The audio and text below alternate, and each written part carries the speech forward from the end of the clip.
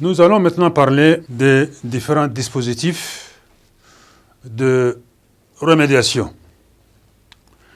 Des travaux d'éminents éducationnistes ont été réalisés sur ce sujet et je me réfère par exemple aux travaux de Dekele et de Paquet qui ont identifié 4 grandes catégories de remédiation. Nous avons d'abord ce qu'on appelle les remédiations par feedback. Ensuite, nous avons les remédiations par répétition ou par travaux complémentaires. Ensuite, nous avons les remédiations par adoption de nouvelles stratégies d'apprentissage. Et enfin, nous avons des remédiations qui portent sur les actions ou sur les facteurs plus fondamentaux. Essayons donc ensemble de voir maintenant ce type de remédiation une à une. La remédiation par feedback. Dans ce type de remédiation, le fait même de communiquer à l'élève la correction, c'est déjà une forme de remédiation. On appelle ça une hétérocorrection. Ensuite, on peut aussi procéder par l'autocorrection, c'est-à-dire donner le corrigé à l'élève et donner à l'élève les outils pour lui-même, qu'il corrige lui-même son devoir. Ça, c'est ce qu'on appelle la remédiation par feedback. L'autre type de remédiation, c'est aussi une remédiation de feedback, mais feedback positif ou négatif. Dans ce cas, on a recours à la confrontation entre une autocorrection et une hétérocorrection. L'autocorrection, c'est le fait que l'élève lui-même corrige sa copie, et l'hétérocorrection, c'est la correction collective. Donc, on confronte la correction de l'élève à celle de l'enseignant ou à celle d'autres élèves, et on crée ce qu'on appelle le conflit socio-cognitif, c'est-à-dire la co-évaluation. C'est aussi une forme de remédiation qui est très très bénéfique. L'autre type de remédiation concerne les travaux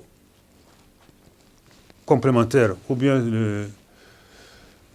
c'est-à-dire on révise la partie de la matière concernée en donnant d'autres exercices sur la matière concernée. Ou bien on procède à la révision des prérequis non maîtrisés, ou bien on donne du travail complémentaire visant à apprendre ou à consolider les prérequis concernant la matière. Ou bien aussi, on peut procéder par ce qu'on appelle un dépannage minute, c'est-à-dire un élève est identifié comme personne ressource pour une discipline. Ceux qu'on disciple peuvent lui demander des explications immédiatement après un cours, pendant un intercours ou bien une récréation. Il y a aussi le dispositif par adoption de nouvelles stratégies d'apprentissage. Ça concerne directement l'enseignant. Il peut réaliser un découpage plus fin de la même matière ou de prérequis qui n'ont pas été maîtrisés. Ou bien, il peut donner une autre situation fonctionnelle et intégratrice. Nous savons déjà, en parlant de l'approche par les compétences, nous savons déjà qu'est-ce qu'une situation d'intégration, c'est-à-dire c'est une situation où on amène l'élève à intégrer le savoir, le savoir-faire et le savoir-être. Comme autre dispositif, on peut aussi donner une citation plus concrète. Au lieu de donner des tâches ou des exercices un peu abstraits, il faut mettre l'élève dans une situation plus concrète, plus proche de son vécu quotidien. Il faut aussi, dans ce type de médiation, revoir un peu la progression des apprentissages. Peut-être que votre progression est un peu trop rapide, et donc il faut un peu revoir pour suivre le même rythme que les élèves. On peut aussi, comme autre alternative, faire travailler les élèves par groupe, ou bien avec un élève tuteur. Un élève tuteur, c'est l'élève qui est un peu au-dessus des autres et qui peut jouer le rôle de tutorat. Un élève qui est un peu, par exemple, brillant en mathématiques, il peut encadrer un peu les élèves qui ont un peu de difficultés dans ce domaine-là. On l'appelle tuteur. On peut aussi faire travailler les élèves en groupe, soit seuls, soit accompagnés. Tous les dispositifs que j'ai cités jusque-là concernent seulement l'élève et l'enseignant. Mais il y a des dispositifs de remédiation qui peuvent concerner soit l'école, soit l'inspection ou la région. Et là, ça nécessite maintenant une concertation entre les différents acteurs. Par exemple, le principe même de la remédiation n'est pas bien cerné dans beaucoup d'écoles, par exemple.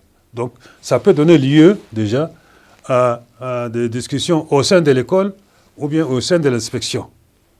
On peut aussi, sans grand risque, par exemple, remplacer l'examen de passage par des épreuves de rattrapage qu'on peut intégrer, n'est-ce pas, au temps scolaire. C'est aussi une forme de remédiation, mais qui ne peut pas se décider au niveau de l'enseignant, mais peut se décider au niveau de l'élève ou de l'inspection ou même de la région. Avec tout ça, donc prend fin notre formation sur les techniques d'évaluation et de remédiation. J'espère que cela vous sera utile pour améliorer votre enseignement et apprentissage et, partant, mieux faire réussir les élèves qui vous ont confiés. Je vous remercie.